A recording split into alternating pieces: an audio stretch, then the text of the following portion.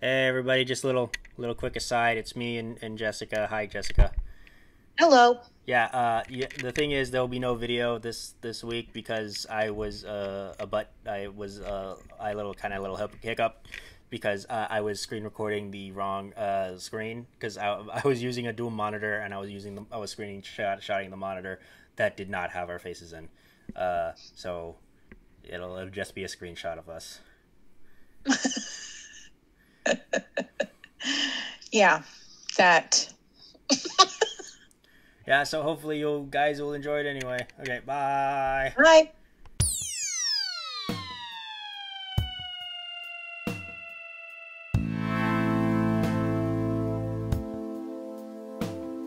Alright, hey everybody, it's Nathaniel Avila reporting from Dallas County, and I'm here with Jessica Vega. How you doing? I'm good. I'm glad. I'm doing okay because Jessica's being mean to me lately. I'm not. Sorry. What? I lost the video in here, so I'm trying to find you. Okay. Oh, I need to change the thing so I can. There we go. There we are. I found you.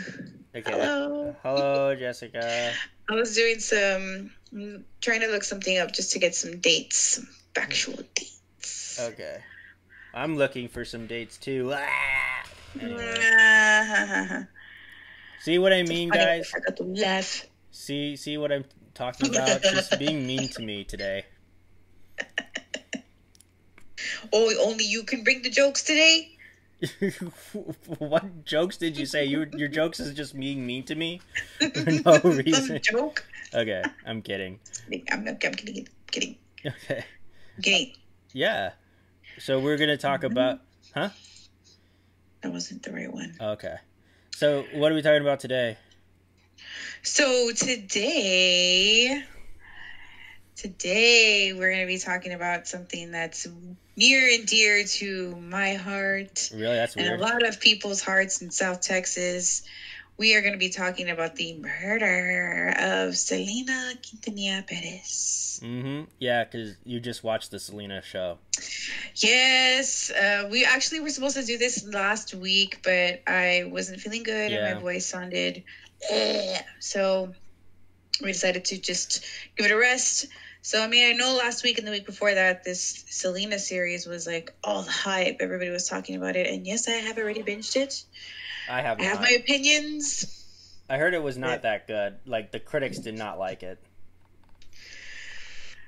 I don't know if I'm just being too judgy because, like I said, it's something that's close to us. And you know, nobody can ever replace Selena. J-Lo did such a good job in the movie. And I remember having criticism in my brain about that before I saw her performance. And then, like, you just fall in love with the way she portrayed her. Because she portrayed her to the T. You know, and even some of her mannerisms and her facial expressions and the laugh, like, everything was spot on. So with this series, I didn't see any of that, and it was hard for me to get into. But I'm definitely still gonna watch part 2. I think it's gonna end with season 2. Yeah, it's a limited series. We all know how it ends. She lives happily ever after, I hope. Like it's a Quentin Tarantino style alternate history thing where they all live happily ever after. It's like the Titanic. We all know what's going to happen. I've never seen that movie. What movie? Titanic. The Titanic? Oh, it's so good. It really is a good movie, though. I saw it in the theater with my mom, and I think we were both like, right. I like seeing PG-13 boobles. What? Yeah, doesn't like Kate Winslet show her bare breasts in that she does. film? She paint a picture of me. And it's PG-13. It's a PG-13 boobage. It was. I didn't even realize that. I don't know why I didn't realize that when I was not an adult when it came out. I don't remember. Yeah, I mean, it was a PG-13 film, so So you 13, you yeah. would So be above over the that. waist is 13. Yeah. Nice. What do you mean nice? Golly. You just draw me Oh, it like was your French girls. 1995. Yeah, I came out in 1995. You were 12, I think. Wow. What? Wow. What? I went to go see that, and I didn't even notice. Maybe I did notice. Maybe my mom went like that. I don't know. I don't know. They did have us kind of trained if we knew some skin was going to come up, and we weren't sure if it was going to show skin. We still had to Cover your face when you were. cover your eyes, Yeah. cover your eyes, cover. I see you peeking. But I mean, it's a woman's body, and you see you're a woman, so you see that all the time. I know, but still, it's somebody else's. Okay. It's like you only see yourself, so you're okay with seeing yourself. But you're looking at somebody else's, like, I don't know if I'm supposed to be looking. Okay, yeah, it's true. Yeah. It's like when I feel the same way about people showing other guys weenies because it's art. See, or yeah, something. why is that okay? Like, okay, we're getting off subject, but why is it okay that dudes like have a big old open like showers and like I don't understand. And women are very like private, but why is it like that? Why is it just openly accepted for dudes just like just hanging out everywhere? We don't give a shit, and girl women know it's more like no, we're all covered. We have to be covered. I was not a part of that. When I was in high school, nobody used the showers. Nobody used the showers when I was in high school. Everyone just smelled. Yuck. Everyone just smelled, and then we went off to class, and I was smelling stinky with my Axe deodorant. Ew. What? Gross. You should have taken a bath. Well, no, I'm not gonna get naked. With your swim trunks. No. Oh, swim. That's a good idea. I never thought of that. Yeah. There was this one guy though who was a lot more open, but he would just walk around with his bare butt just sticking out. Oh gosh. Yeah, I mean, I remember there was this one time where this guy just took out his penis for no reason. Franca. I don't know why. I don't know why, and I was like, and then he was like, "Hey guys, you want to see this?" No. And I was like, "No, dude. Nobody wants to see that. Okay, I don't know why he was doing that. He was just being weird. He was just being a weirdo. Weird. But anyway, Selena. So, Selena Quintanilla Perez was an American singer who achieved international fame as a member of Selena y los Dinos, and her subsequent solo career in both Spanish and English. Mm-hmm. So, yes. So, what's your connection to her and her career, Jessica? So, like I've said several times, I'm born and raised in San Antonio, Texas, and my parents, I'm Mexican, they're Mexican. So my dad and my mom, when we have like get-togethers, sometimes people listen to Spanish music or whatever music they want, but my family in particular, Spanish music, and my dad was like in love with Selena. So we would listen to her music every now and then, especially like Selena's music was something that you would hear at like parties, quinceañeras, get-togethers. So when this happened, it felt like it hurt, like it was somebody like you're related to. Like it felt like the entire city just like shut down because this was so like, what the you know what I mean? It was insane. So I had actually just seen her, if I'm reading all the information correctly, because I know that I had seen her and I just wasn't really sure. I thought that it was in elementary school when I saw her, but according to all this stuff, I might have been in middle school when I saw her live. Or maybe I was in 5th grade and transitioned to 6th or something like that, because I remember exactly where I was when I heard the news of this tragic incident, right? That we're gonna talk about. Right. Like, where's your Selena shirt? It's dirty in a pile in my room. Why didn't you clean it in preparation for this episode? I don't know. Why didn't you clean yours? Well, I did. I did. It is clean. I just it's sort of buried in a pile of other shirts. I couldn't. See, but mine's still dirty. And I should have just put it on. Nobody would have known. Nobody would have known. Right. No, No one's gonna smell you through the screen. I actually debated on just putting it on. Like, I'm the only one that's gonna know. Oh yeah, you would have pranked us epic style. But I didn't. I didn't want to go look. I didn't look either. And I didn't. I guess because I was lazy. Hello. What? Same. Okay.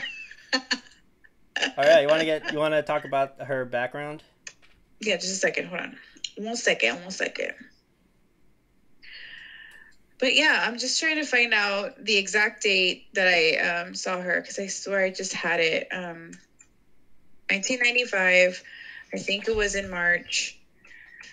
At the Alamo Dome. The schools were giving out these vouchers. They're like pink slips. Of course, Selena, they were pink. And pink slips they were fired for all the families to take their kids to the Alamo Dome for a free concert. And Selena was going to be the one performing. So, of course, like I said, my dad was obsessed with her. He loved her. And my mom, liked her too, but wasn't half as obsessed as my dad was. And we liked her. We thought her music was cool. So it was like free concert, free the kids. Let's go. They took us. And I still remember it. She was wearing the purple outfit that you see her in the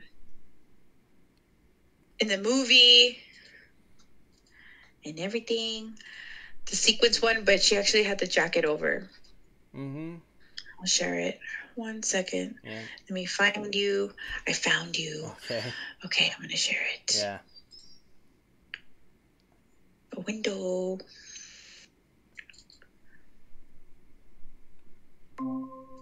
So this was the outfit she was wearing. You see how it has like the jacket over it? Yeah. But it's the one where if she takes that jacket off, it's just crisscrossed in the front, and then it has like the pants that look like that. Yeah. Yeah. That was actually at the Alamo Dome, if you can see it right here. Yeah. March 18th, 1995. I was up there. I was seeing that happen. And I think this one was the last one she did. So the background, this is the Selena fan club. Selena was born on April 16, 1971 in Lake Jackson, Texas, to Abraham Quintanilla Jr., a former musician, and Marcela Ofelia Quintanilla. Excuse me. Selena was introduced to the music industry by her father, who saw way back into the music business after discovering Selena's perfect timing and pitch. He quickly organized his children into a band called Selena y los Dinos, which included A.B. Quintanilla on bass, he's her brother, Suzette Quintanilla on drums, the sister, and Selena as the lead singer. So what does Los Dinos mean? I actually don't know. I just take it from... that's what Abraham Quintanilla's group was when he was younger. They were called Los Dinos. I was told that it doesn't mean anything. It's just gibberish. Maybe you're right. I thought it was short for dinosaurs. And the dinos. That's what it was. Selena I and the just dinos. thought it was like... Actually, I just knew that it meant that it was her family. Like her and her family, but I don't really know what Los Dinos means. All right, continue. Okay. The band became the family's main source of income after they were evicted from their home during their Texas oil bust of 1982. They filed for bankruptcy after Quintanilla Jr.'s Mexican restaurant suffered as a result of the oil bust. The family moved to Corpus Christi, Texas, and Selena y los Dinos began recording music professionally. In 1984, the band released the first LP record, Selena y los Dinos, in a small independent record company. Quintanilla Jr. wanted his kids to record Tejano music, a male-dominated music genre popularized by Mexican Americans in the United States. Selena's popularity as a singer grew after she won the Tejano Music Award for Female Vocalist of the Year in 1987. She landed her first major record deal with Capitol EMI Latin in 1989. So I think this series kind of highlights a lot of this stuff. The series focuses a lot more on the build-up to how they got to where they were. In the movie, you saw some of that, but it wasn't hyper-focused like it is in the series. So you got to see a lot of this stuff play out. Right. So Yolanda Saldivar became a fan of Tejano music in the mid-1980s. She originally disliked Selena. What? Is it pronounced Saldivar or Saldivar? They say it two different ways, so I don't know. Okay. She originally disliked Selena because Selena had won awards that Saldivar's favorite Tejano musicians were nominated in. In 1991, Saldivar attended one of Selena's concerts in San Antonio, Texas with her niece. She became an ardent Selena fan. She particularly enjoyed the singer's stage presence and especially liked the song Baila Esta Cumbia. Oh, you know, when you hear that song come on, it's time to go cumbia. Okay. Is that a song that'll drive you to the dance floor? Oh, yeah. Yes. The day after the concert, Saldivar unsuccessfully searched newsstands for a souvenir of the event. She got the idea of starting a Selena fan club in the San Antonio area to promote the singer. According to Quintanilla Jr., Saldivar tried contacting him and left him 15 messages. She said she left only 3. Quintanilla Jr. contacted her to discuss her idea of starting a fan club. After meeting with Saldivar, he approved of her idea and gave her permission to proceed. Saldivar became the founder and acting president of the Selena Fan Club in San Antonio in June 1991. As president, she was responsible for the membership benefits and collecting $22 in exchange for products promoting Selena, a t-shirt bearing the singer's face, exclusive interviews with the band, a fact sheet about Selena y Los Dinos, and notifications of upcoming concerts. Proceeds from the fan club were donated to charities. Suzette was the contact person between Saldivar and the Quintanilla family. Saldivar did not meet Selena until December 1991. The two became close friends, and the Quintanilla family trusted her. By 1994, Saldivar had signed up more than 8,000 fans. According to television news reporters and the anchor woman Maria Celeste Araras, Saldivar had become the most efficient assistant the singer ever had. Araras wrote that people noticed how eager Saldivar was to impress Selena and did anything the singer told her to do. One person told Araras, I'm going to call her Maria. Okay. One person told Maria if Selena would say jump, Saldivar would jump 3 times. Saldivar gave her career as an in-home nurse. She gave up her career as an in-home nurse for patients with terminal cancer and respiratory disease. She decided to fully invest in her time in Selena and her fan club, although she was earning less than she had as a nurse. Okay, what happened next? So, okay, cool. I didn't know any of that. I didn't know that it was actually Saldivar's idea for the fan club, and they just jumped on board with it and said, "Cool, let's do it." Do you think things are a little? You can see like things are a bit fishy, knowing that she gave up her job as an in-home nurse, which is a very admirable job, to run this fan club full time.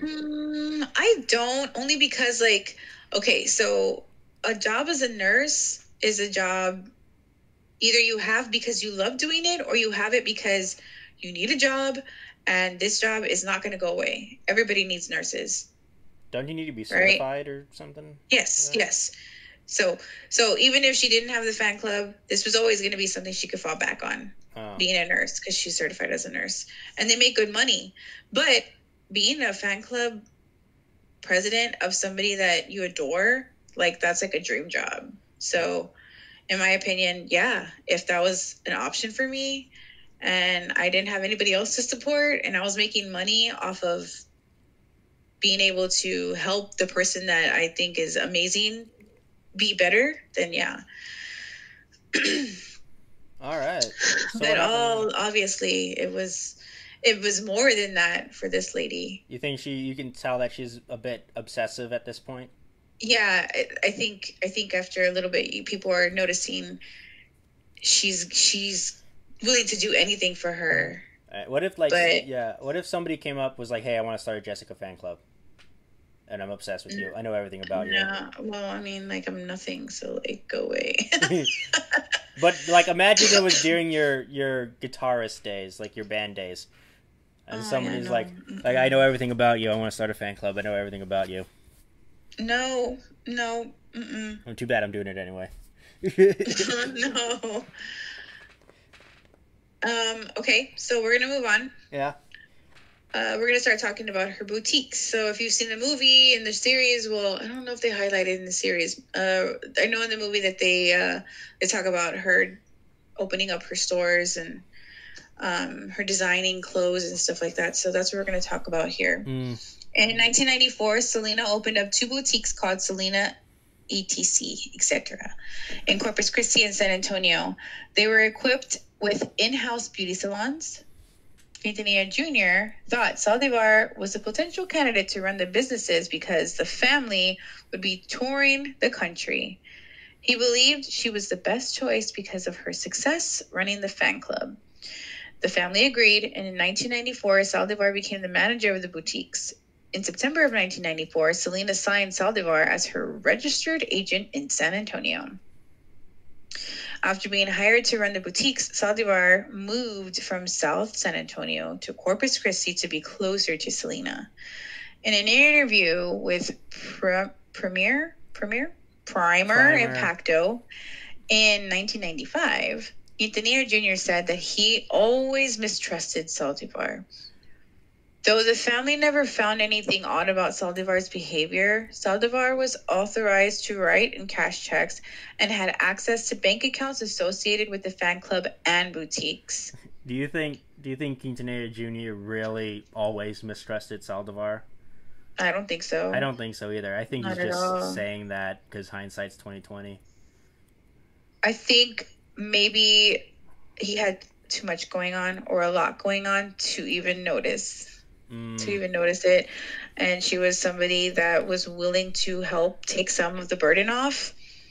He already had a lot of stuff going on, and to have to worry about managing the boutiques and the fan clubs, which is something that they wanted to have. Well, she was the closest person that they thought would help. Yeah, but would be willing to help. But I mean, like, running a fan club is very different than running a business. Yeah, but you're still dealing with money, so I guess they kind of linked the two together. But yeah, you're right. It's totally 2 different things. Mm-hmm. Okay. I don't believe he mistrusted her. I believe he probably feels some guilt of not seeing the red flags. I mean, to be fair, like, later on, he is one of the first people to actually see something is wrong when things were happening. Yeah. And he did. We'll get there. Okay, so what happened next? Okay, so Selena gave Saldivar her American Express card for the purposes of conducting company business. Saldivar, however, instead used it to rent Lincoln Town cars, entertain associates in upmarket restaurants, and buy 2 cellular phones, which she carried. Staff at Selena ATC complained that Saldivar was always nice when Selena was around, but treated everybody terribly when Selena was away. Now that I believe 1,000,000%. In December 1994, the boutiques began to suffer. The company's bank accounts lacked sufficient funds to pay bills. Staff levels at both stores had been reduced from 38 to 14 people, mainly because Saldivar fired those she did not like. That's not good. Wow, that's terrible. The remaining, how do you go from 38 employees to 14 and not notice? Selena's way too trusting. It's that, or like I said, like they just have so much going on that they don't know what's going on over here. Okay. You know what I mean? Right. Like she's like, I got it. Don't worry about it. Don't even think about it. Just do what you got to do over there. I got it. You know, I can see it being like that. So the remaining employees began complaining to Selena about Saldivar, but Selena did not believe her friend would hurt her or her business. Employees reportedly told Selena that Saldivar was two-faced and unstable. The employees then began to take their concerns to Quintanilla Jr., who warned Selena that Saldivar might be a dangerous person. Selena did not believe Saldivar would turn on her. Her father had a habit of distrusting people.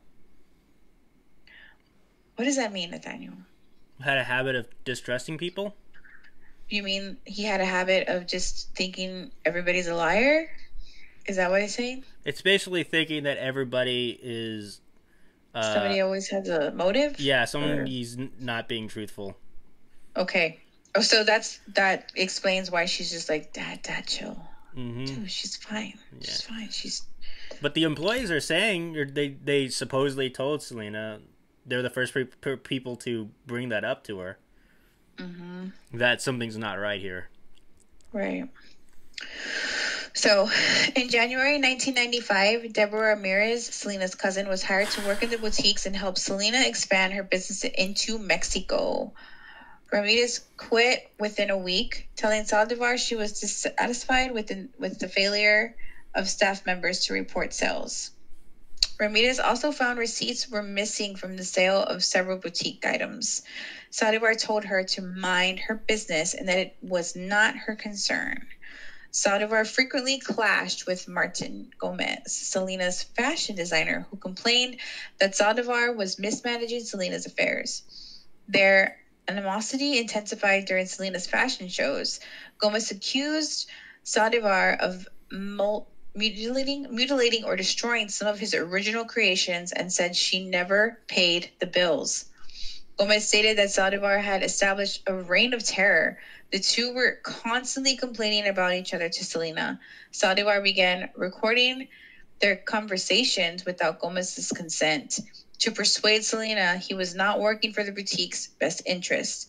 Gomez was relegated to a supporting role when Selena decided to design her clothes herself.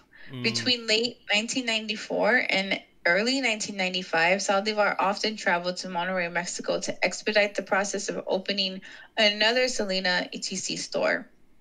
When Saldivar visited the factory in Mexico, she intimidated the seamstresses by telling them to either side with her or leave. That sounds like a tyrannical thing.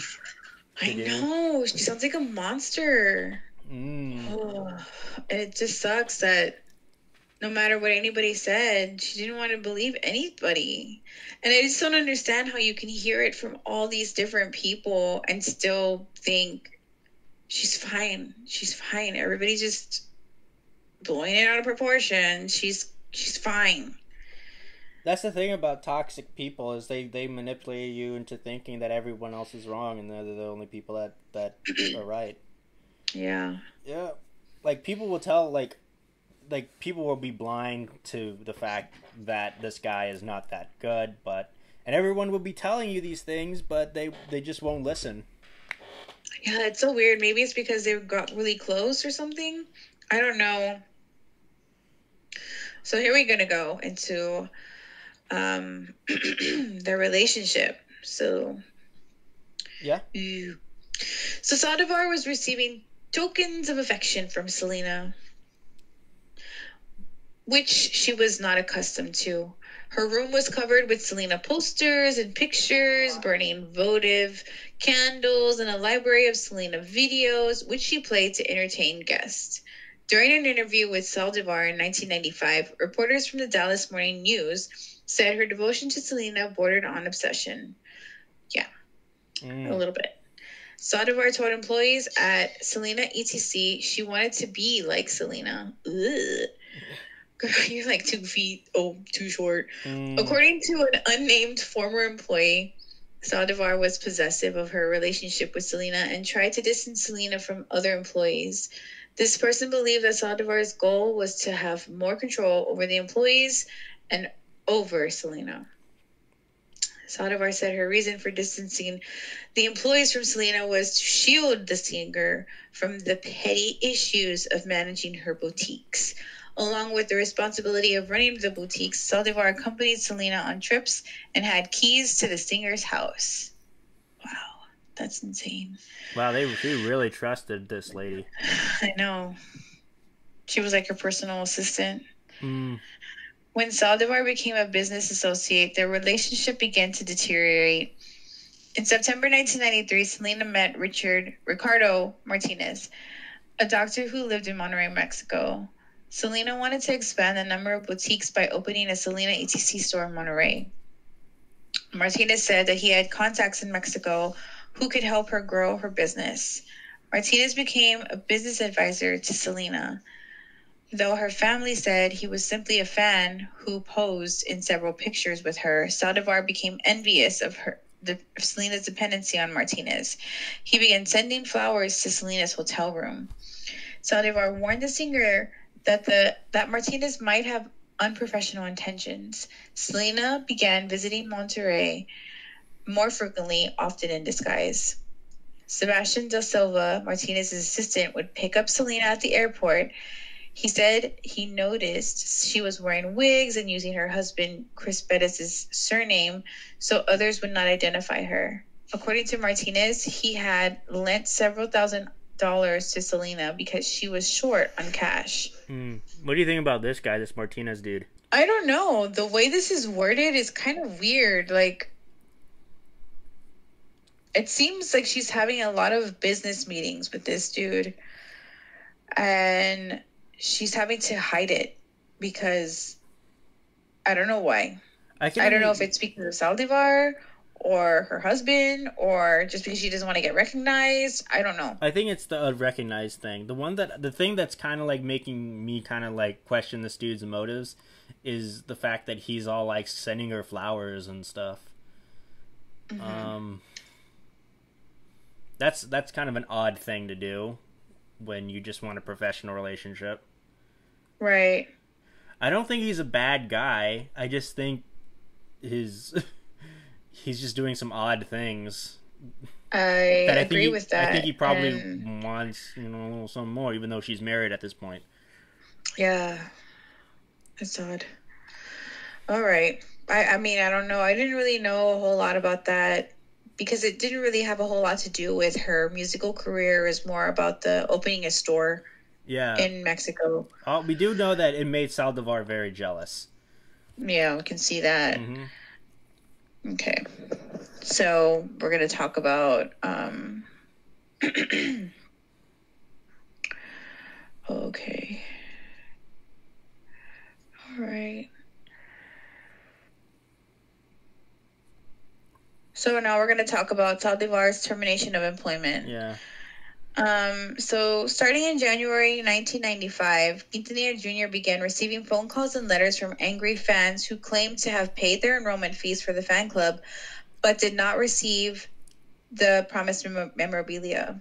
Meanwhile, at both Selena's boutiques in San Antonio and Corpus Christi, employees noted an influx of unpaid and overdue bills arriving in the mail, for which Saldivar could provide no plausible explanation. Upon investigation, Quintanilla Jr. discovered Saldivar had embezzled more than $60,000 using forged checks. Eesh. For both the fan club and the boutiques. Saldivar's brother Armando Saldivar supposedly contacted Gomez and made up a story that Saldivar was stealing money from the fan club. I don't think he still made it up. Sounds very I real. don't think he made it up either. Gomez then contacted one of Selena's uncles by telephone. The uncle told Nathaniel Jr. Armando said he was angry at Saldivar, but did not want the reason to be made public. Right. Later, he said that he felt guilty for starting a rumor. He appeared on the Spanish language television news program Primer Impacto, but reporters found his comments illogical. I think it's pronounced Primer Impacto. I'm not going to pronounce it like that.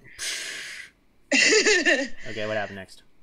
So Quintanilla Jr. held a meeting on March 9th, 1995 with Selena and Suzette Quintanilla at Q Productions to confront Saldivar. So if you've seen the movie, you've seen this scene.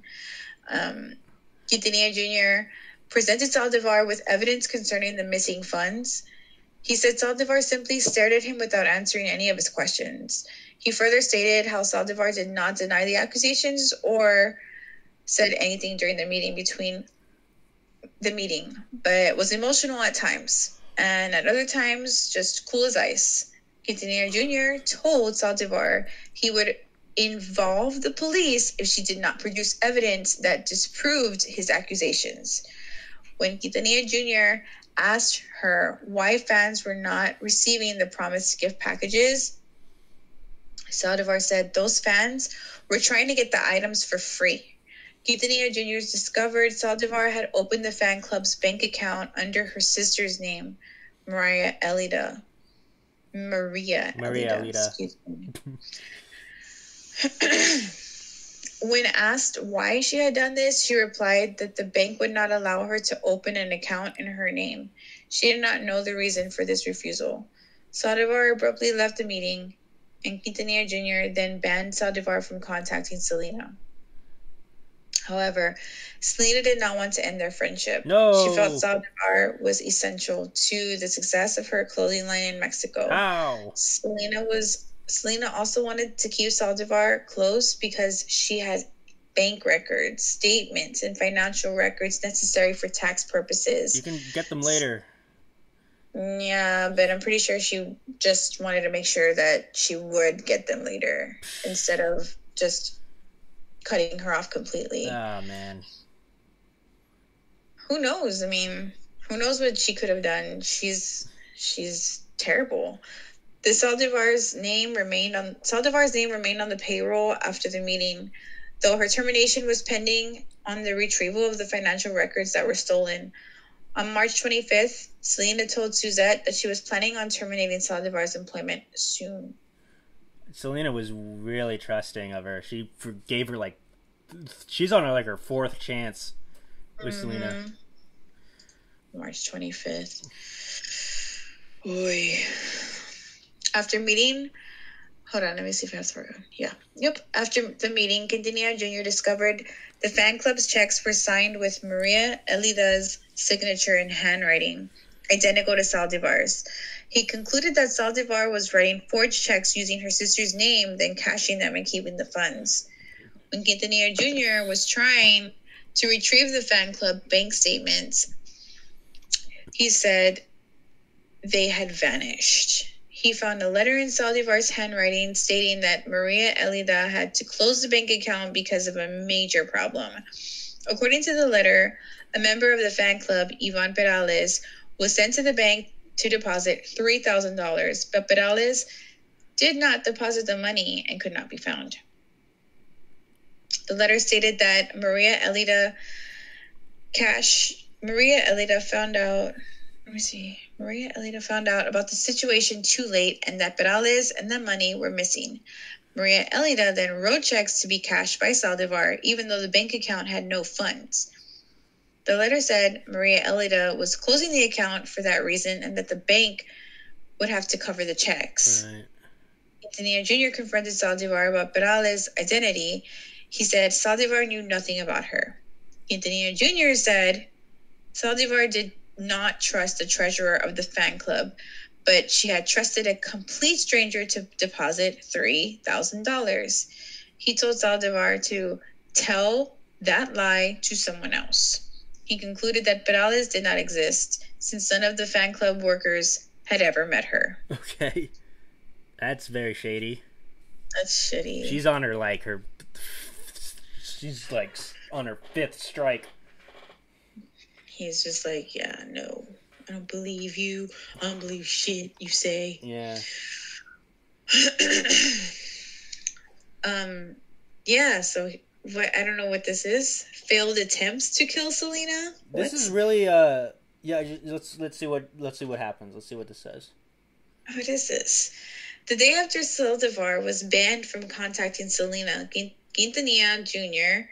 drove to Q Productions and chased her from the premises and told her she was no longer welcome here. The day Selena and Saldivar argued by telephone, Selena hung up and told her husband she could no longer trust Saldivar. The singer and Perez were unsatisfied with Saldivar's explanation of items being accounted for. According to Quintanilla Jr., so when I say that, that's the father. According to Quintanilla Jr., there were 4 attempts to murder Selena. Selena removed Saldivar's name from the boutique's account on March 10, 1995. She was replaced as a fan club president by Irene Herrera. The next day, Saldivar purchased a gun at a place to shoot, a gun shop and shooting range in San Antonio, Texas. Wow, that's like right here by my house. Oh, snap. I didn't know that. That's crazy. She bought a Taurus Model 85 snub-nosed, a .38 caliber revolver, .38 caliber hollow point bullets. The bullets were designated. When it comes to guns, you don't have to say the point. You can just say 38 caliber. Okay, well, I don't know if I'm going to say it again, but now we know. Let me see. The bullets were designed. Yeah. Right. Designed to cause more extensive injuries than more bullets. Normal bullets, yeah. Yeah, normal bullets. Okay.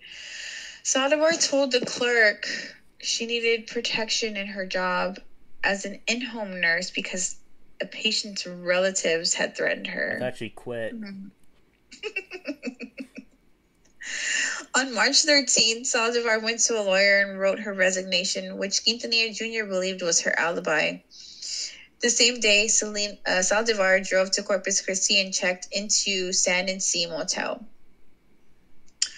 Selena was in Miami, Florida at the time. Nathaniel Jr. believed this would have been the first attempt to kill Selena. When Selena arrived in Corpus Christi on March 14th, Saldivar contacted her and scheduled a meeting.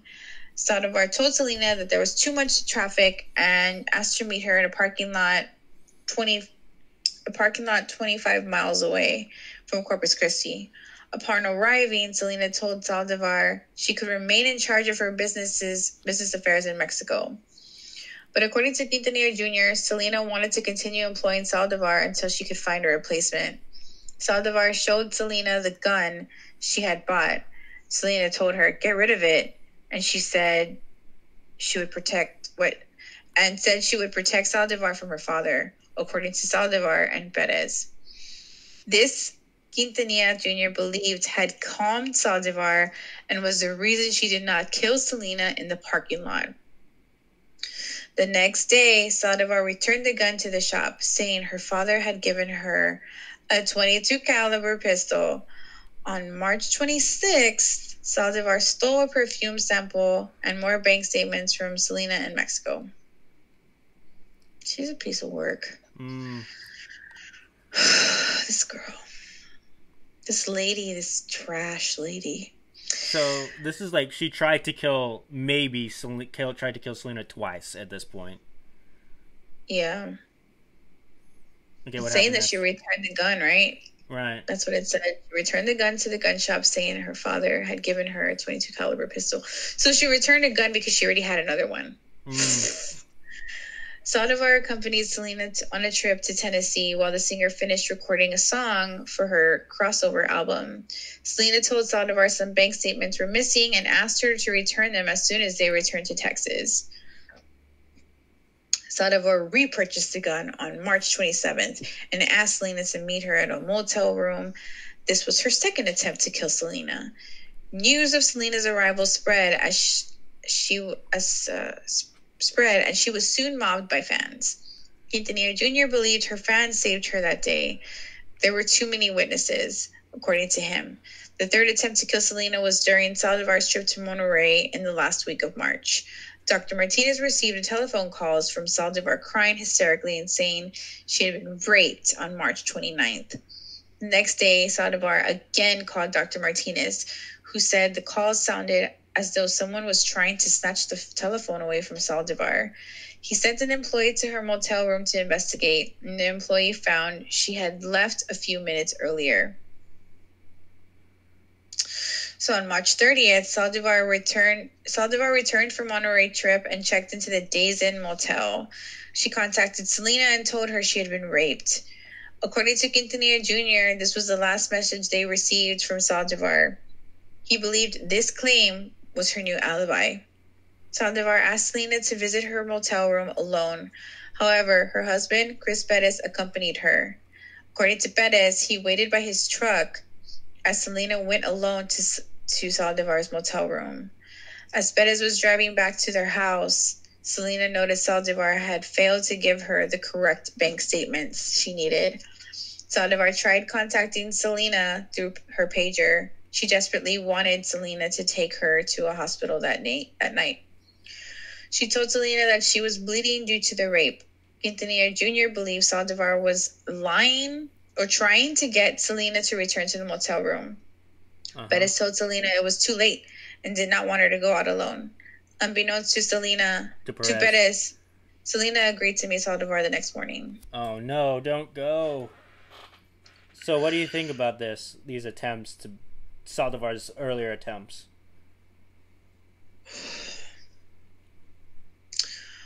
I honestly don't know. I know that a lot of the stuff that she was saying was like, I didn't mean to do it. Like, I feel like she was at that point where domestic violence victims, not the victims, but the person that's doing it, gets to a point where they're just like, if I can't have you, nobody can, and then after they do it, it's like, I don't know why I did that. I'm so sorry, like stuff like that. I feel like she was at that point. I honestly don't know. I don't think she at first was planning on shooting her, but when Selena finally said, like, this is it, like, I can't no more, she saw red. And you know what I mean? Right. That's my personal opinion. Do you think she's trash? Do you think she was really raped, or was just using that as an excuse for? No. Oh snap! That's really not cool. No, I don't think so. I mean, who knows? But I don't think so. But I believe that people want to think that if a woman cries rape, that it's genuine, and especially for somebody that doesn't want to talk to you. I mean, it would explain why she refused. Instead of saying, I'm going to kill myself, can you come see me? She said she cried rape instead. That's really bad. That's no good. Yeah. That would explain why she refused to go to the hospital. Yeah. All right, so let me talk about the actual murder that did succeed. You ready to hear about it? I guess. You guess? Why do you guess? It sucks. Yeah, well, we're gonna have to talk about it. Let's do it. We're gonna have to relive through it. Okay, so on March 30th, 1995, Selena contacted Leonard Wong about the perfume samples he had made for her.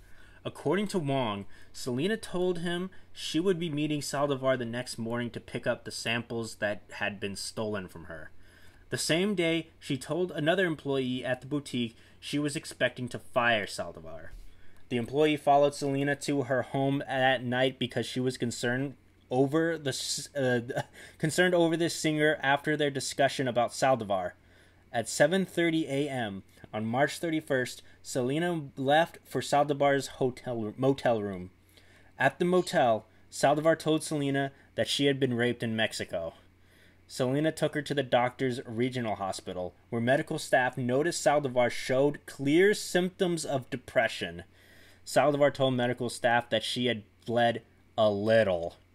The staff noticed Selena angrily respond that Saldivar had told her the opposite, that she was bleeding copiously the day before.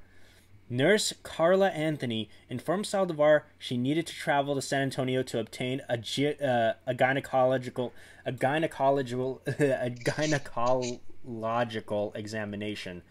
Because Saldivar was a resident of San Antonio, the hospital was in Corpus, and the rape occurred outside the country.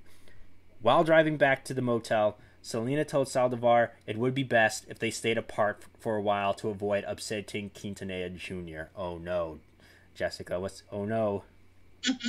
According to Dr. Martinez, Selena had tried to contact him that morning but could not speak on the telephone because he was performing surgery. At 10 a.m., Quintanilla Jr. contacted Perez to determine Selena's whereabouts. She was due to record a song at Q Productions that morning and had not arrived. Perez called Selena on her mobile phone and reminded her of the scheduled recording. She told him she had forgotten the session and she was taking care of one last item of business and would be at Q Productions soon after. This was the last telephone call Selena answered and was the last time Perez spoke to his wife. Something smells fishy. At the motel room, Selena and Saldivar began arguing. Motel guests complained about loud noises coming from Saldivar's room. They said they heard two women arguing about business matters. Selena told Saldivar she could no longer be trusted and demanded Saldivar return her financial papers. Then Selena dumped Saldivar's satchel containing bank statements onto the bed and saw the gun. At 11:48 a.m., Saldivar pointed it at Selena. As Selena tried to flee, Saldivar shot her twice in the lower right shoulder, severing an artery and causing a massive loss of blood. I shot her once. What? You did twice. Oh, my fault. He shot her only once. Yeah. Trinidad Espinoza, the motel's maintenance man, reported hearing a loud bang, which she likened to the car engine misfiring. Selena was critically wounded. She ran towards the lobby, leaving a trail of blood 392 feet long. She was seen clutching her chest, screaming, "Help me, help me, I've been shot." Saldivar was still chasing after her, pointing the gun at her and calling her a B word. Oh no. According to motel staff, Saldivar seemed calm and went back into her room after chasing Selena. According to Carlos Morales, who was waiting outside the motel, he heard screaming and saw Selena run towards him. She grabbed Morales and screamed, "They'll shoot me again." Motel staff noticed her clothes were soaked in blood, and when she approached the lobby. Selena collapsed on the floor at 11:49 a.m. So Selena collapsed on the floor at 11:49 a.m. as hotel manager Barbara Schultz telephoned the emergency services. Selena screamed at the staff, telling them, "Lock the door, she'll shoot me again." The singer identified Saldivar as her assailant and gave the number of the room where she had been shot. She was mortally wounded and terrified. When she identified Saldivar, having said her last words, "Yolanda, room 158. Shauna Vela and hotel sales manager Ruben De Leon tried to stop the flow of blood. Selena's condition began to deteriorate rapidly as motel staff attended to her. De Leon tried to talk to Selena but noticed she was beginning to lose consciousness. He said she was moaning and moving less often. De Leon noticed Selena's eyes had rolled back and that she went limp. An ambulance arrived at the scene in 1 minute and 55 seconds. The paramedics tore away the green sweater where she was bleeding, where the bleeding was taking place, and applied a Vaseline gauze to Selena's wound, which stopped the surface bleeding. Selena's heartbeat was very slow. A paramedic performed a cardiopulmonary resuscitation to keep her blood circulating, paramedic Richard Frederickson said it was too late when he arrived in the lobby. He found a thick pool of blood from her neck to her knees, all the way down to both sides of her body. Fredrickson could not locate a pulse. When he placed his fingers on her neck, he felt only muscle twitches.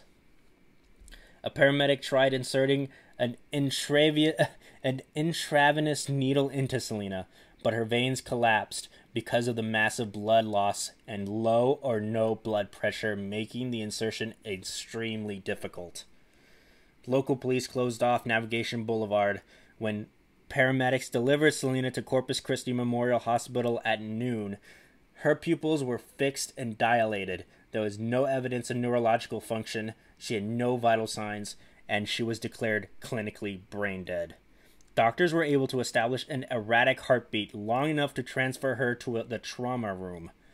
Doctors began blood transfusions in an attempt to reestablish blood circulation after opening Selena's chest and finding massive internal bleeding. Selena's right lung was damaged. Her collarbone was shattered. Her veins was empty of blood. Doctors widened her chest opening, administered drugs into her heart, and applied pressure to her wounds. Dr. Louis Elkins, cardiac surgeon, arrived at Memorial Hospital and said he saw doctors making heroic efforts to revive Selena. He described the singer as being extremely confused and shredded. The right side of her chest and all the tissue was ripped. By the time Elkins arrived, an emergency doctor began massaging her heart after it stopped beating. Elkins reported how all efforts were futile and said he had been the receiving doctor. Had he been the receiving doctor, he would not have made any treatments on Selena. He felt obligated to continue after an emergency room doctor made the decision to revive the singer. Elkins said a pencil-sized artery leading from the heart had been cut in two by the hollow point bullet, and that 6 units of blood from the transfusion had spilled out of her circulatory system. A beating tube was administered after Selena stopped breathing on her own, while a clamp was placed on her gushing, pierced artery and on her collarbone. After 50 minutes, the doctors realized the damage was irreparable. Selena Quintanilla Perez was pronounced dead at 1:05 p.m. at age 23, 16 days before her 24th birthday. Blood loss and cardiac arrest. During the third hour after the shooting, an autopsy was performed due to overwhelming media interest. It revealed that the bullet had entered Selena's upper right back, near her shoulder blade, passed through her chest cavity, severed the right subclavian artery, and exited through her upper chest. It took minutes from the point of impact of the bullet that Selena lost virtually all blood in her body. When contributed to a rapidly bleeding death, doctors said that if the bullet had been only 1 millimeter higher or lower, the wound would have been less severe. What do you say to that? It's crazy. Because obviously I don't think she was aiming or anything. She just pointed and shot, and it just so happened to hit an artery. You seemed like you were kind of like shied away after this like graphic detailing of what was going on. No, I was trying to look for actual hotel footage, and I think I found like it wasn't the actual hotel footage. It was like a remake. Oh, like a recreation? Yeah. So all I'm finding is the aftermath, this next part that you're gonna tell us. Yeah, like what was Saldivar doing while Selena was in the hospital? So let's see what happened. So after the shooting, Saldivar entered her red 1994 GMC pickup truck and tried to leave the motel parking lot. Motel employee Rosario Garza saw Saldivar leave her room with a wrapped towel. It was later thought that she was going to Q Productions to shoot Quintanilla Jr. and others who were waiting for Selena. However, she was spotted by a responding police officer in a vehicle. The officer left his vehicle, drew his gun, and ordered Saldivar out of the truck. Saldivar did not comply. She backed up and parked adjacent to 2 cars. Her truck was then blocked by the police vehicle. Saldivar picked up a pistol, pointed it at her right temple, and threatened to commit suicide. A SWAT team and the FBI Crisis Negotiation Unit were brought in. Musicologist Hamilse Novas later said that the event was reminiscent of O.J. Simpson's planned suicide 10 months earlier. Larry Young and Isaac Valencia began negotiating with Saldivar. They ran the telephone line to her base of operations adjacent to their base of operations adjacent to Saldivar's pickup truck as the standoff continued. Lead negotiator Young tried to establish a rapport with Saldivar and persuade her to give herself up. Valencia suggested the shooting was accidental.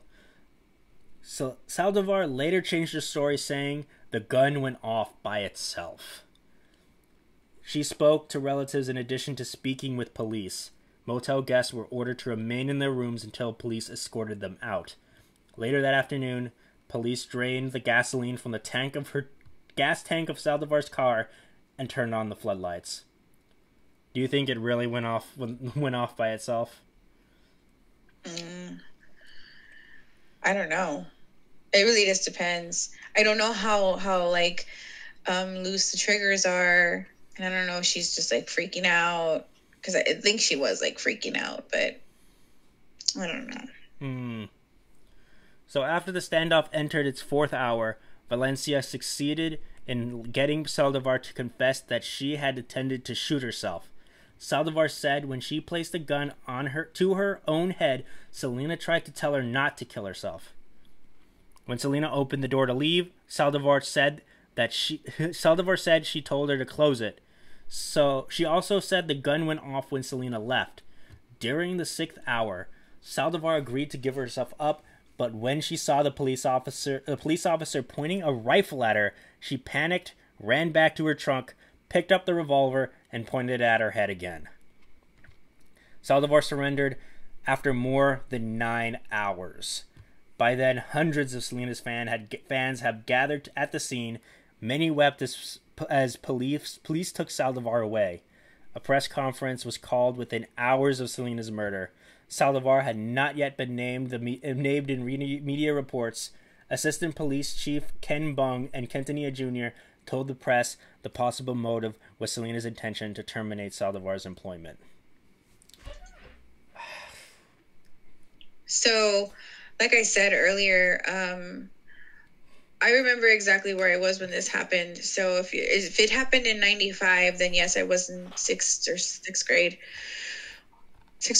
grade, one of those two. And one of my friends had come up to me. She's like, "Did you hear about Selena?"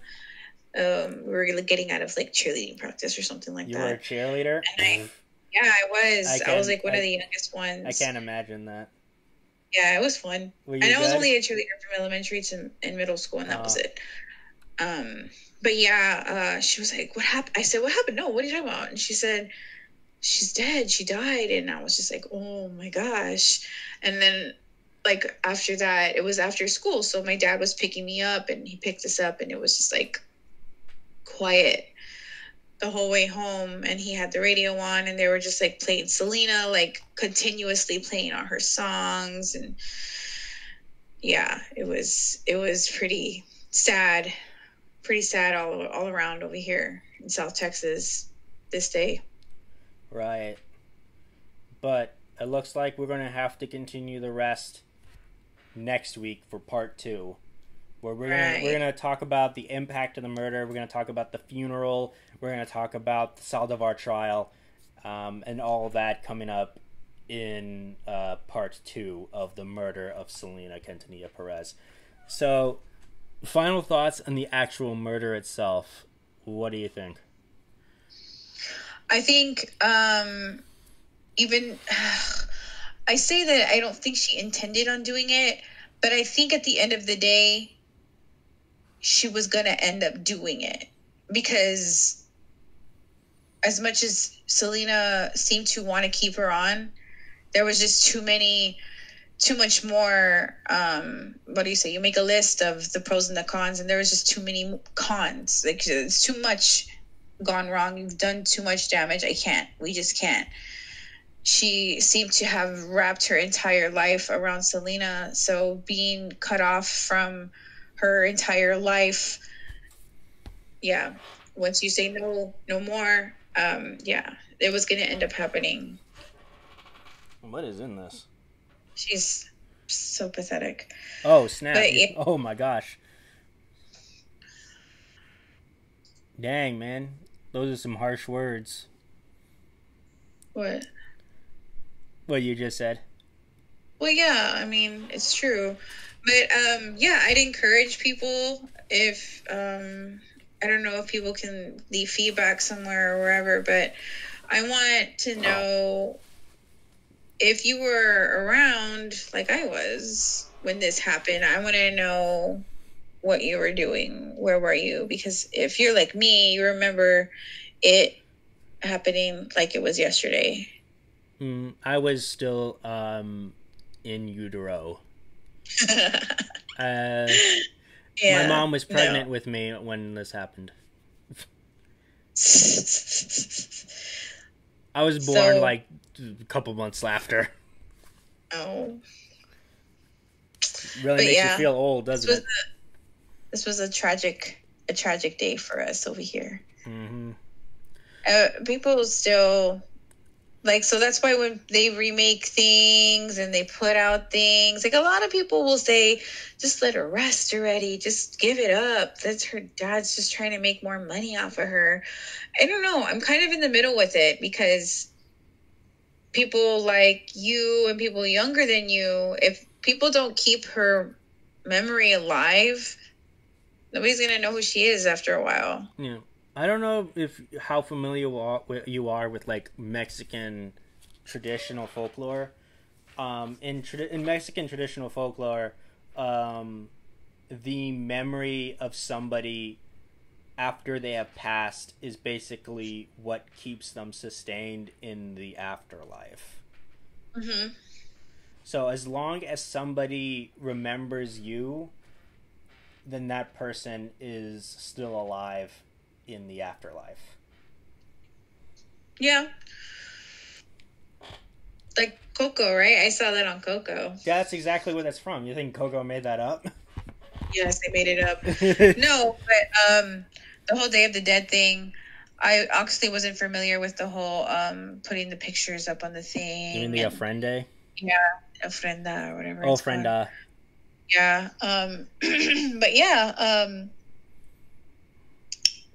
me, like, I'm pretty sure nobody's gonna people my age and older, we won't ever forget, but it's the younger generations, like keeping her music alive and still going with the younger generations so they can keep passing it on. Like, that's the way I see it when they put out like new makeup and cups and merchandise and stuff like that, because I personally feel like the music that they created was a game changer, and her career would have been freaking phenomenal if she would have still been alive. Yeah, definitely. Well, we'll talk more about the aftermath next week. So, Yep. This has been a very interesting episode. I think it was pretty good. What do you think? Yeah. All right. Sure would. Mm-hmm. Well, we'll talk to you guys next time. I've been Nathaniel Avila. Yeah, and I've been Jessica Vega. Who?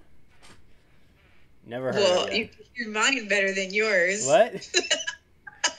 What? Jessica Vega.